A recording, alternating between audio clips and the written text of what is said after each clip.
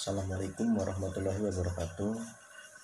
Perkenalkan, saya Arfian Adi Setia Laksono, unit kerja dari SMP Negeri 4 Pamarican, nomor daftar hadir 03. Izinkan saya dalam video ini ingin menceritakan tentang beberapa pengalaman yang pernah saya lakukan, yaitu pengalaman yang bisa dibilang sebagai kesalahan dan pelanggaran, atau bisa juga disebut dosa-dosa saya ketika saya memulai pekerjaan sampai saat ini.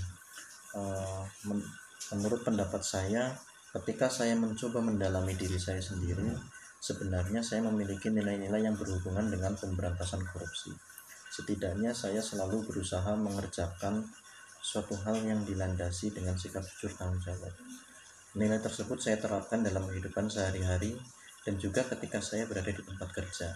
Profesi saya sebagai seorang guru membuat saya harus melakukan hal-hal yang benar-benar patut untuk dicontoh peserta didik yang saya ampuh. Lembaga atau organisasi tempat saya bekerja tentunya memiliki kode etik.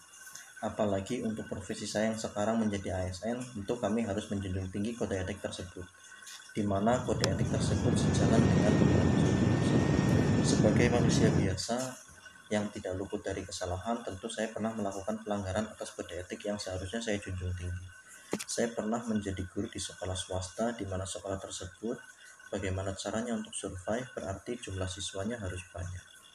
Untuk mencapai jumlah yang dijadikan target, sebagai guru yang ditugaskan menjadi kesiswaan saat itu, saya harus melakukan lobby-lobby, bahkan gratifikasi kepada guru di SLTP, di SMP atau MTS, supaya bisa mengarahkan siswanya untuk masuk ke sekolah tempat saya mengajar. Saya mengaku kalau saya salah karena telah melakukan pelanggaran tersebut. Saya menyadari hal itu. Salah satu upaya yang saya lakukan untuk memperbaiki kesalahan adalah saya mencoba merenungi kesalahan saya dan mencoba untuk menerapkan integritas dalam diri saya secara perlahan, sehingga perubahan yang saya usahakan tidak terlalu mencolok oleh orang lain. Tentunya jika ada orang lain yang ternyata melakukan pelanggaran nilai-nilai atau norma yang menurut saya itu salah, maka hal pertama yang akan saya lakukan adalah meyakinkan kepada diri saya sendiri bahwa itu salah, sehingga menjadi warning untuk saya supaya tidak melakukan tindakan seperti itu. Selanjutnya, apabila memungkinkan, saya akan mencoba menegur orang tersebut secara perlahan. Sebelum menegur, saya mencoba memahami karakter orang tersebut terlebih dahulu, dan saya akan mencoba menegur dengan cara berdiskusi santai, bukan dengan cara menggurui. Ketika mengetahui ada orang yang melakukan tindakan yang melanggar norma-norma tertentu, norma-norma tertentu, tentu saya akan mencoba menegur bila memungkinkan.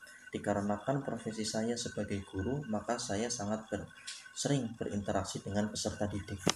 Dalam kegiatan interaksi tersebut, kadang saya menemukan ada peserta didik yang melanggar nilai-nilai dan norma seperti merokok, mewarnai rambut, berbicara kasar, dan lain-lain.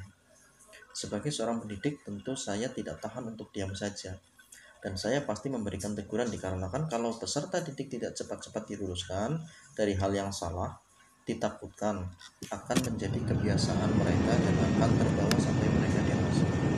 Saya pernah berbeda pendapat dengan atasan saya terkait beberapa hal tentang nilai-nilai dan norma yang harus dijunjung tinggi. Alasan yang menjadi dasar saya adalah karena kebenaran harus disampaikan. Tetapi alangkah lebih eloknya lagi, kita mengutarakan kebenaran tersebut dengan cara yang bijak dan santun. Saya pernah mempertahankan hal yang menurut saya benar dalam posisi yang sulit. Ketika itu, saya masih sebagai guru di sekolah swasta, yang mana ada salah satu murid dari sekolah tersebut yang ketika ada jadwal mata pelajaran tidak pernah masuk kelas, artinya membolos selama lebih dari 1 semester. Ketika itu hampir semua guru dan bahkan kepala sekolah menginginkan siswa tersebut naik kelas dengan alasan karena mungkin siswa tersebut hilaf dan mungkin siswa tersebut masih punya masa depan yang panjang. Tetapi saya memiliki pendapat, jika siswa tersebut naik kelas, maka akan menjadi contoh untuk siswa lainnya bahwa kami para guru tidak memiliki integritas, dan siswa tersebut tidak akan pernah belajar disiplin. Yang ditakutkan akan membentuk karakter yang buruk ketika nantinya dia sudah dewasa. Saya pernah mengalami kerugian karena mempertahankan pendapat saya pada posisi yang sulit. Dikarenakan hal tersebut mengakibatkan saya diprotes oleh orang tua siswa, dan sebagian guru menganggap saya terlalu idealis. Dari sepenggal pengalaman yang pernah saya lalui tersebut, saya banyak belajar bahwa untuk mengubah suatu lingkungan yang sudah terlanjur buruk, kita tidak bisa bertindak secara frontal. Kita harus mencoba melakukan perubahan-perubahan kecil dimulai dari diri sendiri dan tidak terlalu mencolok, sehingga lambat laun secara tidak disadari lingkungan berjalan ke arah yang lebih baik. Mungkin itu saja pengalaman yang bisa saya bagikan dengan teman-teman. Semoga bisa menjadi pelajaran dan pengalaman